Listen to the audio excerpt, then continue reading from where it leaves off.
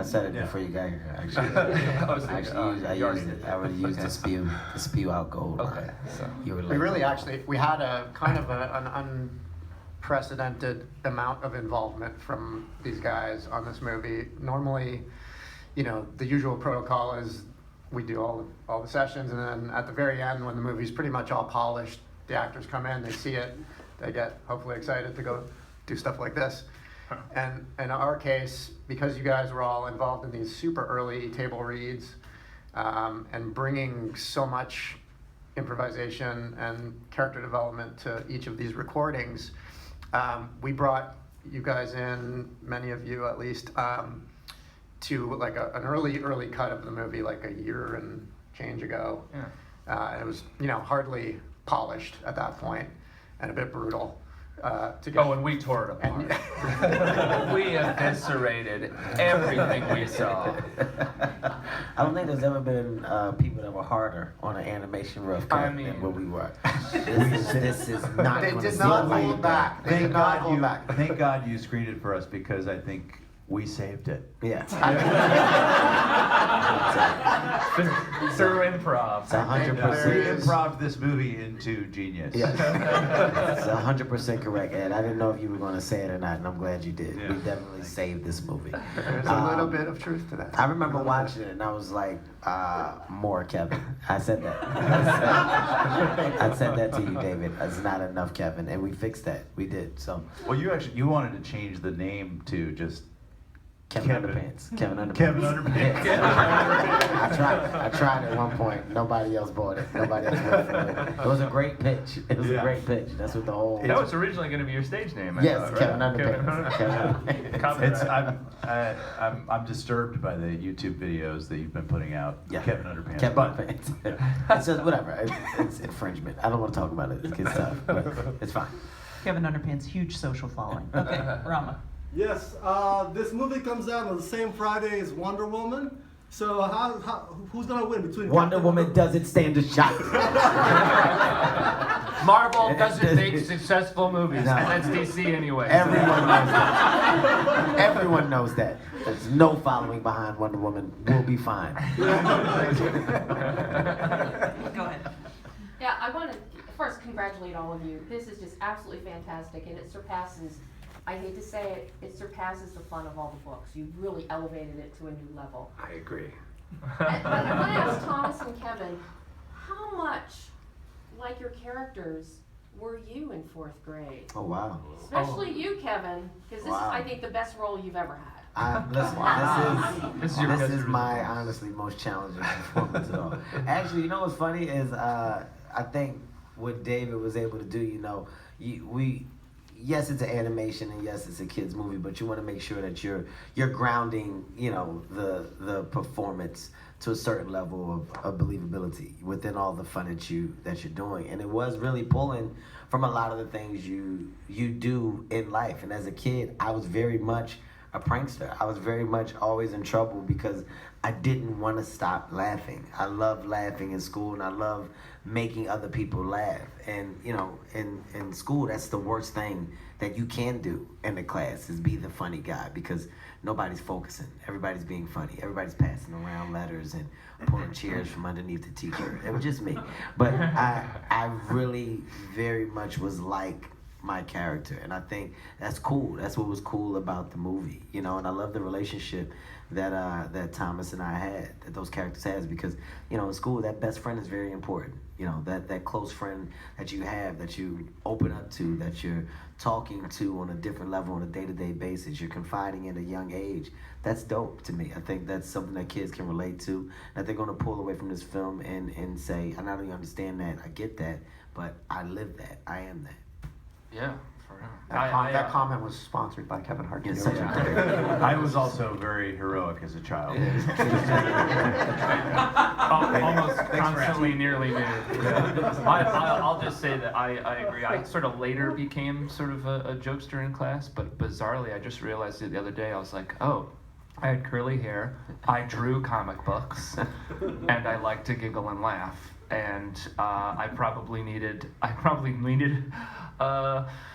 a George, but I never got one, so that was more of a solitary effort. But bizarrely, I was a weird kid who liked to draw comics, so that's pretty strange. Just picture a sadder, more lonely Harold Hutchins. Go ahead. My question is also about the friendship between George and Harold, because I think that's really kind of at the center of this film. And you were talking, Kevin, a little bit about a friend of yours that was kind of like you had a Harold in your life. Can you talk a little bit more about that? Are you still friends? Oddly, no.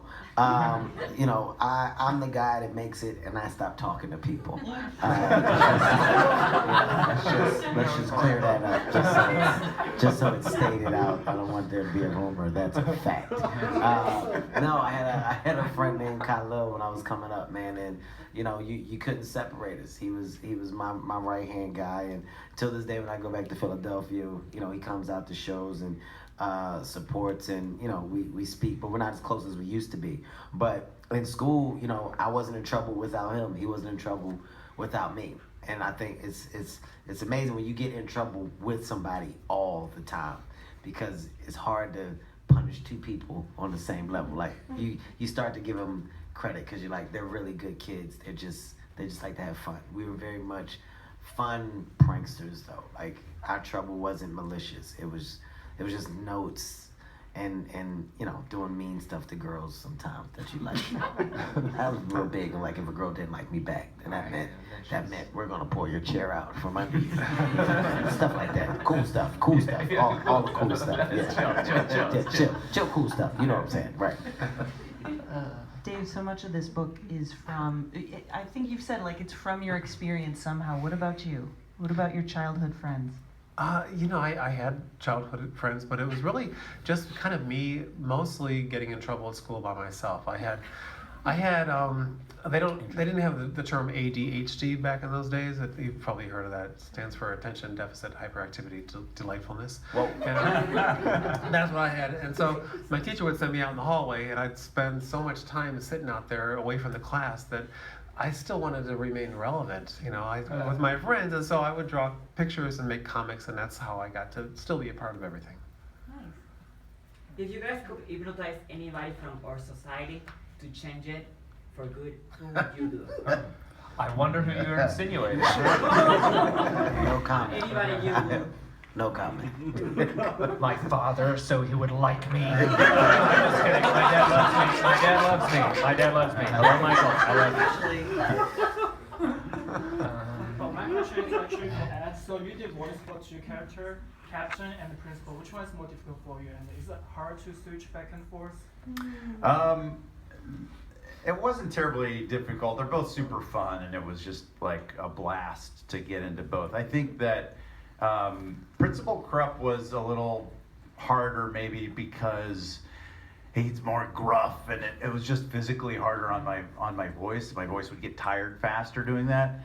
But then on the other hand, Captain Underpants is always so loud and always shouting, and so it was kind of taxing on my voice, but always just a ton of fun, just a ridiculous amount of fun.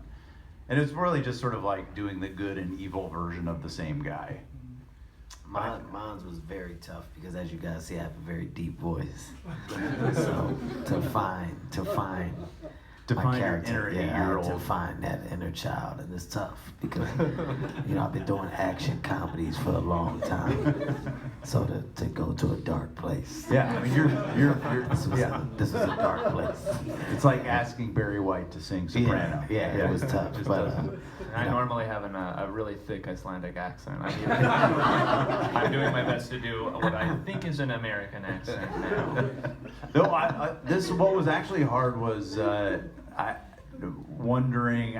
I just met Dave Pilkey, and I was always a little self-conscious. Like, is this the vision that Dave had? Am I doing this right? And I'm actually curious, especially the tra-la-la line. Is that that could have been a million different things in your head? And I'm curious if what I did was acceptable.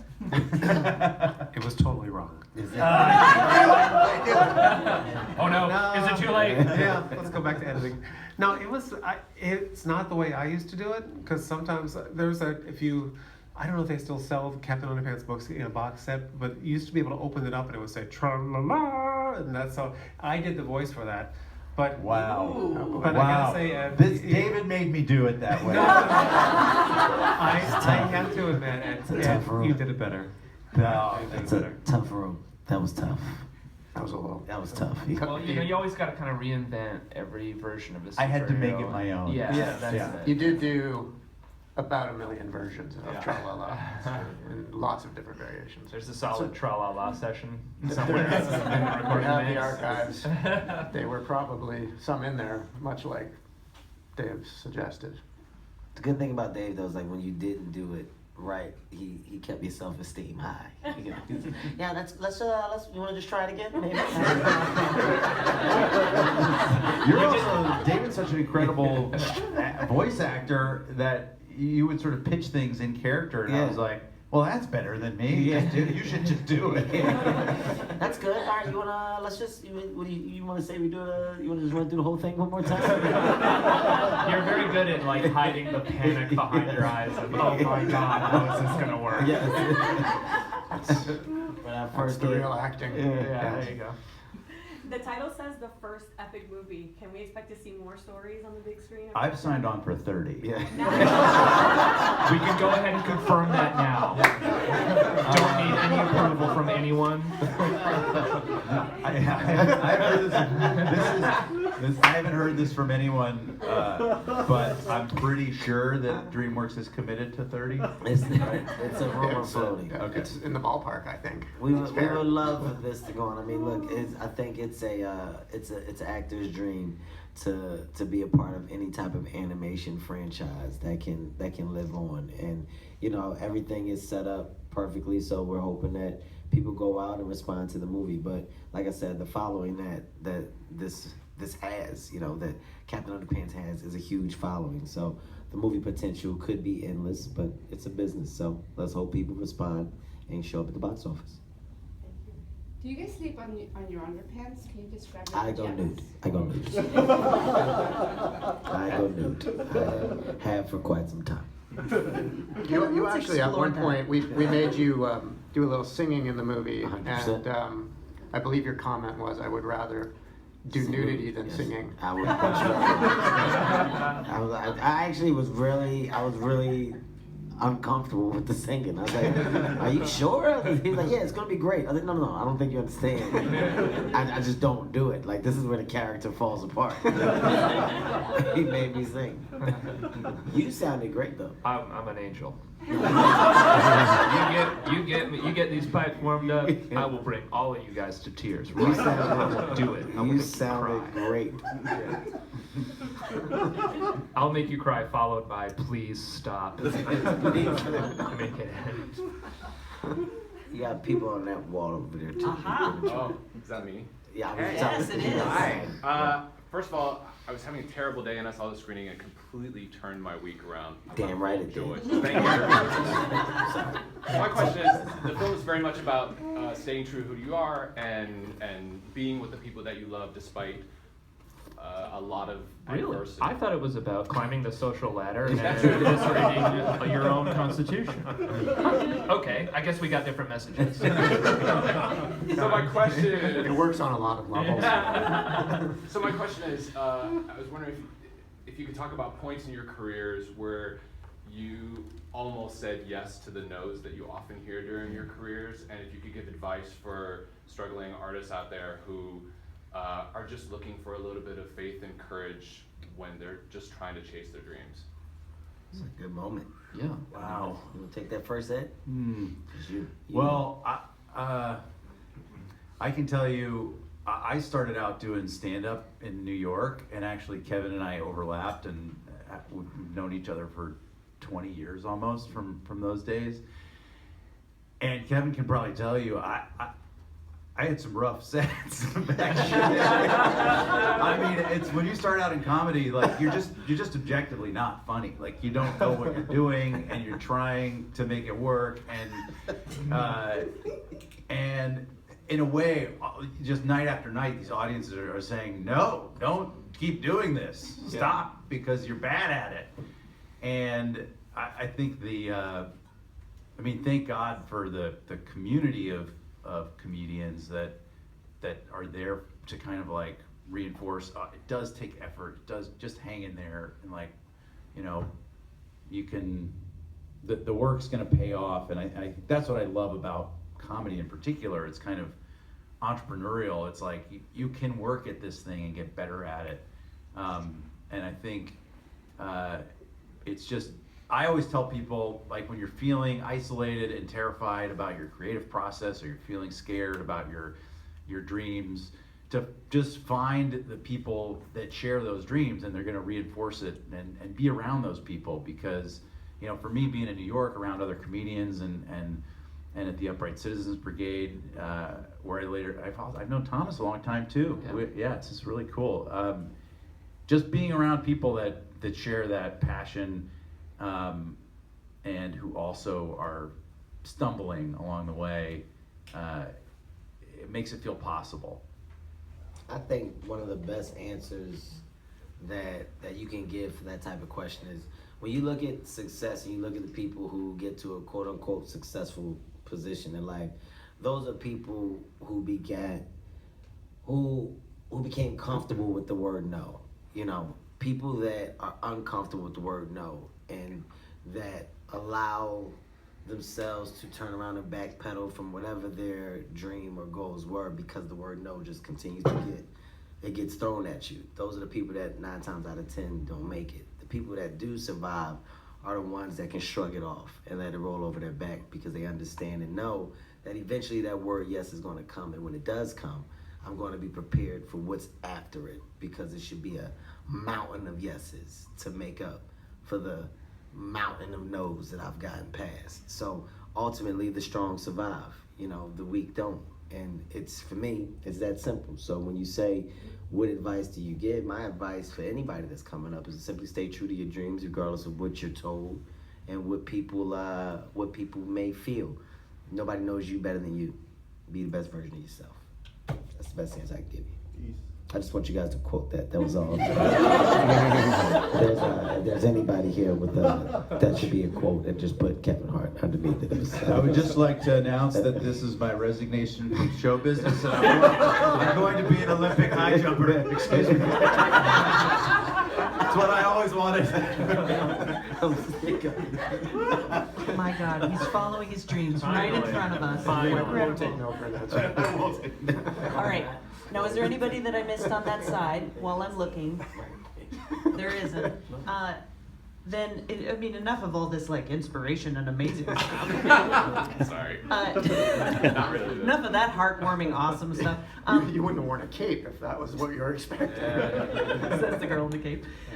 Can you talk about creating the film visually, and how, since you had such a rich kind of, you had such rich things to come directly off of, did that make your process easier or more difficult to bring it to life? It was definitely made it more fun. The wonderful thing about the books, and I think why they're such page turners for children for the past 20 years, is that every page there's a new surprise. It's not just a wall of words on every page, and I think a lot of kids who are getting bored of reading or not, having trouble connecting with books really gravitate towards these because of that. So, and there's comic books within the books. There's flip-o-ramas. There's all kinds of unconventional things.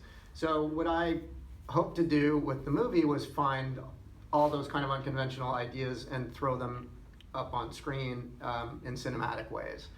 And that, started with actually an idea to turn a nightmare that the boys have about being separated into a sock puppet post-apocalyptic nightmare. So we used something completely bizarre, and again, it was sort of one of these things that just probably seemed like the studio would shut it down immediately, and it actually was the complete opposite. It was like, yeah, more of that stuff. So that was really the catalyst for like doing more and more unconventional things, mixing media, you know, just really staying in the brains of these fourth graders creatively. And then when it cuts back to Harold with the little socks on his hands in the animated world, I was like, I shouldn't be laughing at this, but this is amazing. Yeah. Kind of piggybacking on her question about more possible movies. Are you looking forward to this becoming the Ice Age to your Ray Romano? Or are you more along the lines of what's next, different projects, different challenges? Just to reiterate, I love this world and I love this team. I mean, these are just some of the best people you could ever hope to work with, both sort of in front of the microphone and behind the microphone. So I would love to just do as many of these. I'd love to be doing these till I'm 80. I mean, it's just so fun. But you know, like Kevin was saying, it's a business. We don't get to make these decisions based on what's fun, unfortunately. But I'm already spent. Wasting my time. I'd much rather be doing independent film that no one will see.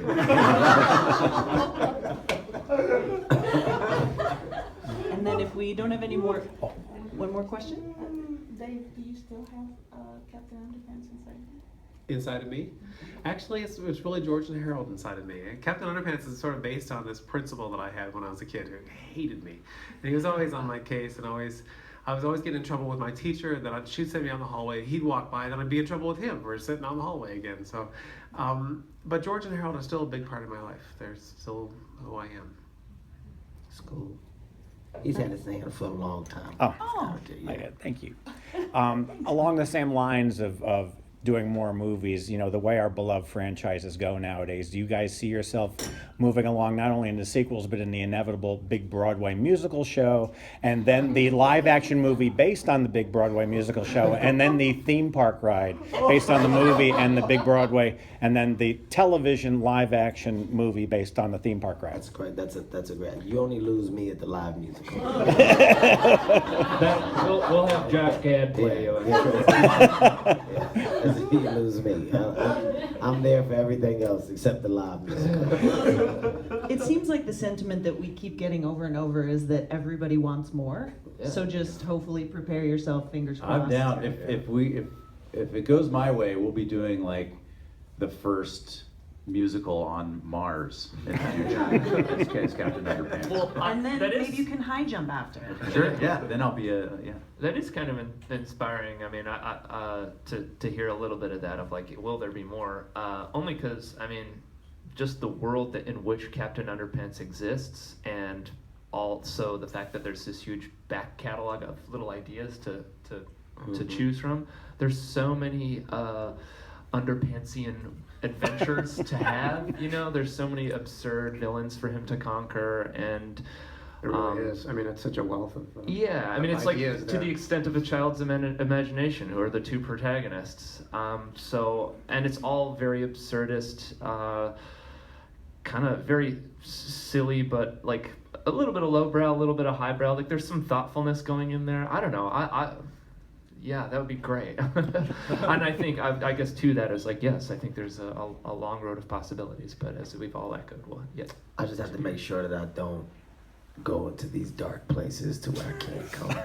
Because you've been going to such dark places. Doing, you know, a lot of the things that I'm doing take me to these other places. So I just got to make sure that I keep George alive. Yeah, because you don't stay on the Underdark. Yeah, you don't stay on you're in the Deer Hunter sequel. Right. That's going to be hard to come back from. But it is called Deer Hunter 2, the Squeakquel, which is Chipmunk show up. It's weird, but yeah, dark, very dark. Since I'm that's all the time that we have for today, but because I'm kind of overcome with warm fuzzies, can we try something and just on 3 give a huge tra-la-la? I like it. All right, on 3. 1, 2, 3. Tra-la-la! Yay! Thank you so much, everybody. To Dave Kilkey, Thomas Middleditch, Kevin Hart, and Ed Helms, and our director. Come on out, guys.